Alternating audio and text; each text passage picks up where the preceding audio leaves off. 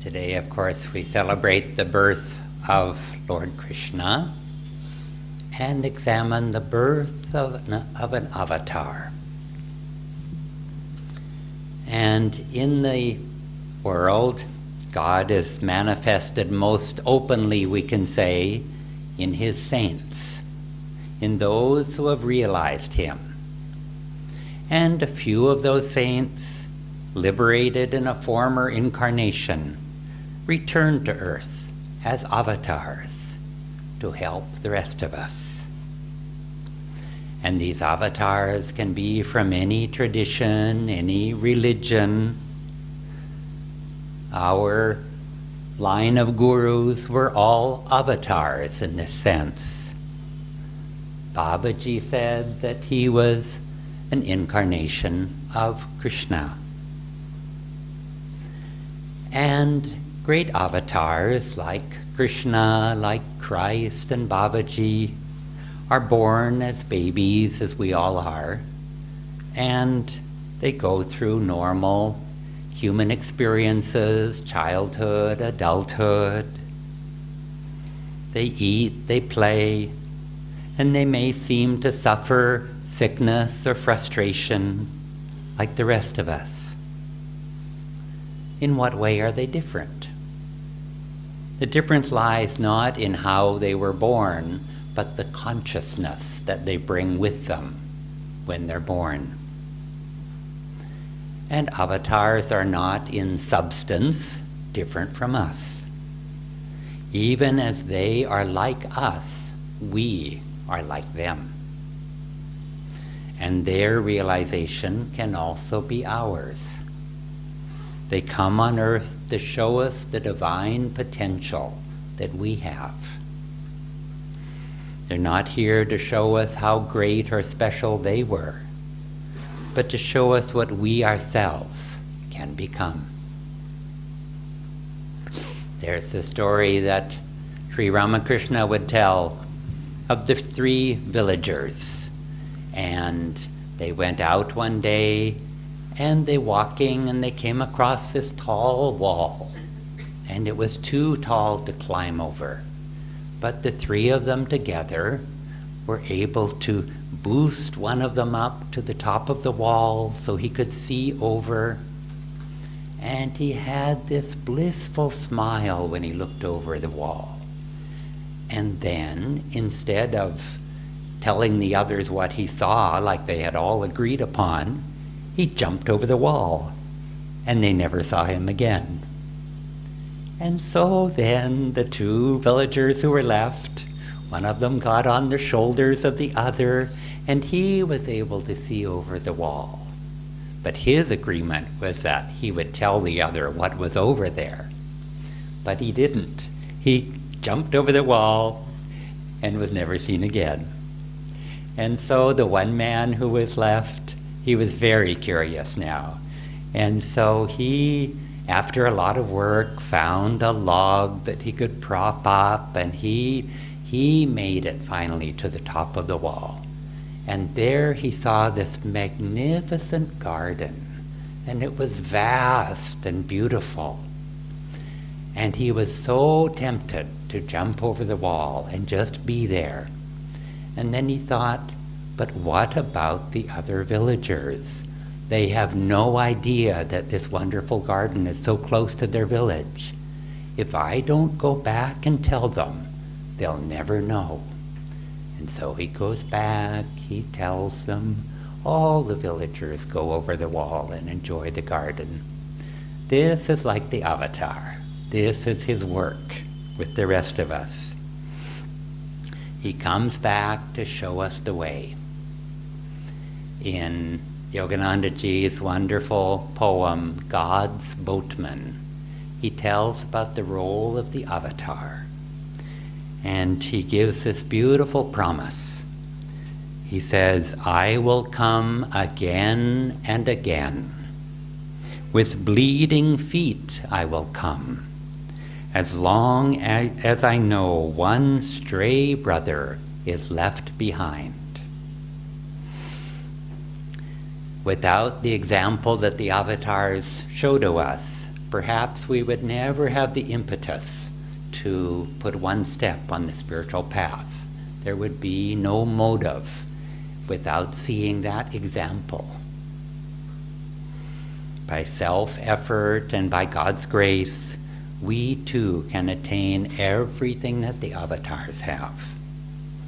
We need to simply follow their example, one step at a time.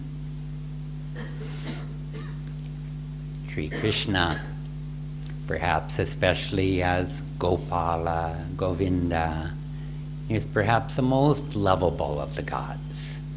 When I first came on the spiritual path and started to associate myself with things that were Indian, I was so captivated and attracted to the big glossy pictures of Krishna. Just felt all of that love that he was giving out to me. And it's as if he was calling me with his flute, to come within, to leave all worldly disappointment and come within to that inner realm that all of us have within us, and that we can always go back to at any time. And having lived thousands of years ago, there's much mythology and folklore and inspiring stories about Krishna. But what Serena read here lifts Krishna out of folklore and mythology, and he gives us his divine gift, the sublime Bhagavad Gita, the roadmap to how to live happily in this world, and the roadmap to find ultimate liberation in him, the goal of all of life.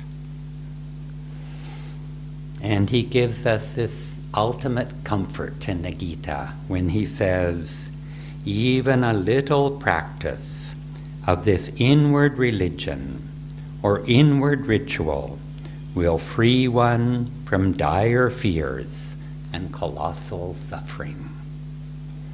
Even if we meditate just those 5 minutes a day, even a little practice. Imagine if we meditate an hour a day, the benefit will be multifold. And when Krishna incarnates as Babaji, he tells us, the cries of many bewildered worldly men and women have not fallen unheard on the ears of the great ones. Even in the world, the yogi who faithfully discharges his responsibilities without personal motive or attachment treads the sure path to enlightenment. That's his promise for all of us. Om.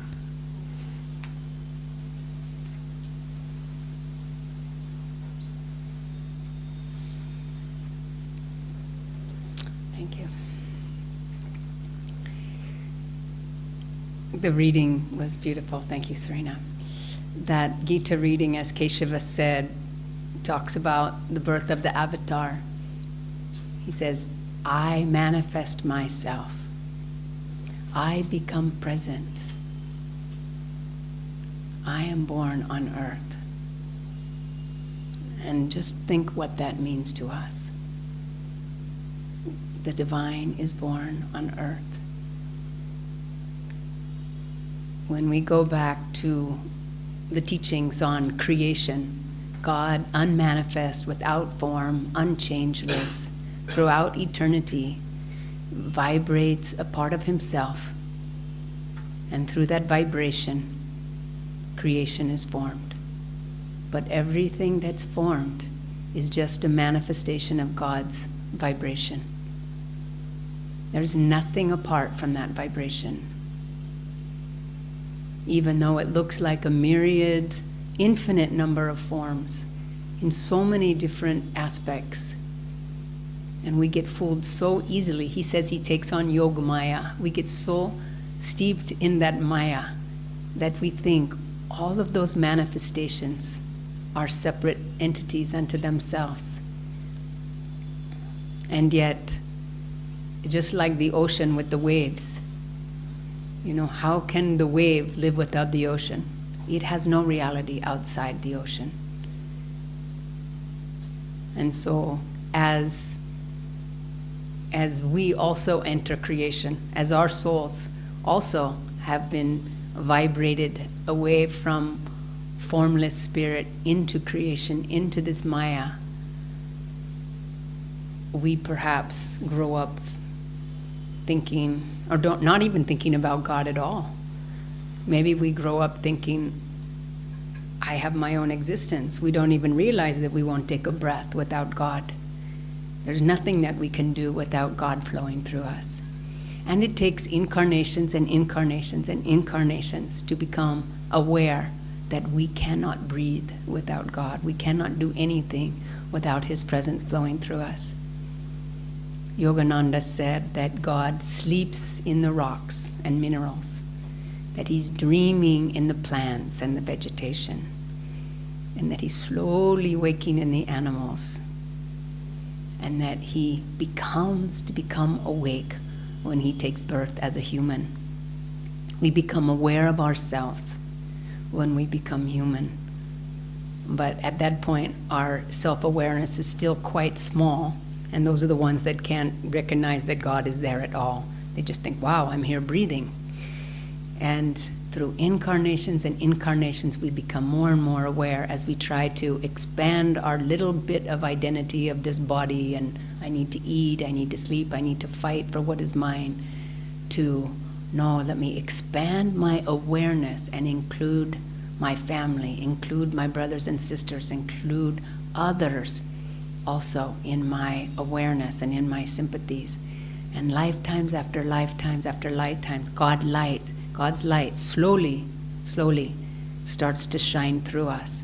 At first it's like a window that's covered up with muck and dirty, and you can't see anything through it, and maybe there's a little light there, but you can't see it.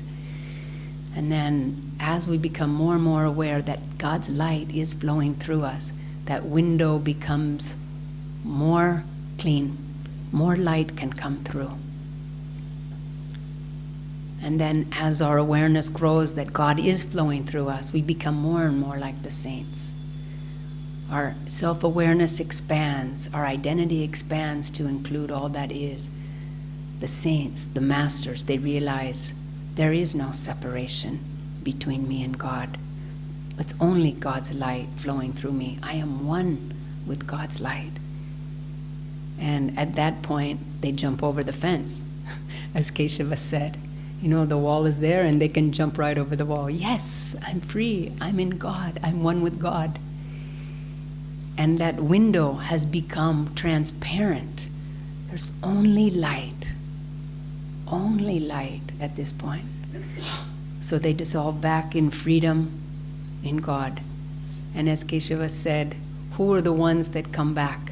They're the ones who are enjoying an infinite life and freedom in God, that decide to take on a limited form, take on the limitation of a body, take on the dharma to actually have pain and death in order to show us the way. And those are the avatars. That's the birth of the avatar. That consciousness coming again and again for us, to teach us. Lahiri Mahashaya said about Yogananda Ji, your son, said to his mother, your son will be a great engine for God. Take countless souls to God. And there he is saying, come on, anybody who wants to come, let me take you to God. And he's showing us the way. Babaji's showing us the way. Krishna is born to show us the way. Because yes, they've been over the wall, but also to get to that wall is a very complex labyrinth. And we keep getting lost. We keep taking wrong turns. We keep thinking we know where we're going, and then we take a left, and then we take a right. And we are so confused, we just get lost in the labyrinth. But the self-realized masters, Krishna, they know their way through the labyrinth. They have walked it. And they say, come, let me show you how to walk through this. And it's even as we are in the middle of that labyrinth, they're sort of peering down over the wall. Go left, go right, do this. So why, if they know the way, wouldn't we embrace them with all our heart and say, please let me follow you. Please let me do what you're telling me to do. Let me follow your teachings. We should run after them with all our heart. Because they're saying, just like Keshava said, we're exactly the same. We're all children of God. We're all one with that light. It's only that you forgot. Because you're sitting there thinking, oh, I'm this person with this job, and I have this family, and I have these responsibilities, and life isn't treating me so well, and I have these aches and pains, and I can't do anything because I don't have any money. And we identify with our limitations. The only difference is that they identify with God. They identify with light, with love. And they say, shift your focus from your limitations to infinite freedom in God. And you also can be just like us. And so that's the purpose of our lives, to increase our understanding. Why is it that we were born? We feel that we know why they were born, but why were we born if it wasn't to follow what they did? They just came only as to show us an example. They didn't want to just come back into Maya for fun of it. They did it to take us. Keshava was referring to God's boatman. Yogananda said, I will come back again and again, 1 trillion times if need be, if one stray brother is left behind. So how do we show our gratitude to Krishna for coming down, for manifesting his infinite presence to us? We purify our hearts. We take the focus away from the limitations, away from the desires, away from the attachments, and focus on God. Purify our heart. Blessed are the pure in heart, they shall see God. And so even on a day-to-day basis, if we're feeling separated from God, if we're feeling low, in a mood, if we're feeling depressed, if we're feeling down, we have to call to Krishna, call to the gurus, make me aware of your presence right now in my life. Bring your light, bring your power into me. It's there in an instant. He's infinite, he's eternal. His consciousness is always within us. So when virtue is on the decline within us, we call to the avatar and say, come to me now. This is when I need you right now. And he has the power to transform our sadness into joy. He has the power to alleviate our karma. He has a power to just pluck us right out of Maya. He has that power. But we have to allow him to give us that power. We have to be open and receive it. And acknowledge that, yes, we are in fact one with his consciousness and his light. So as this week we celebrate the birth of Krishna, I'm sure most of you know Tuesday evening we have a Janmashtami program here, 7 p.m. As we celebrate Krishna's birth this week, let's honor him in the highest way we possibly can. Realize his consciousness within. That's why he came. So at least we can do what he's asking of us.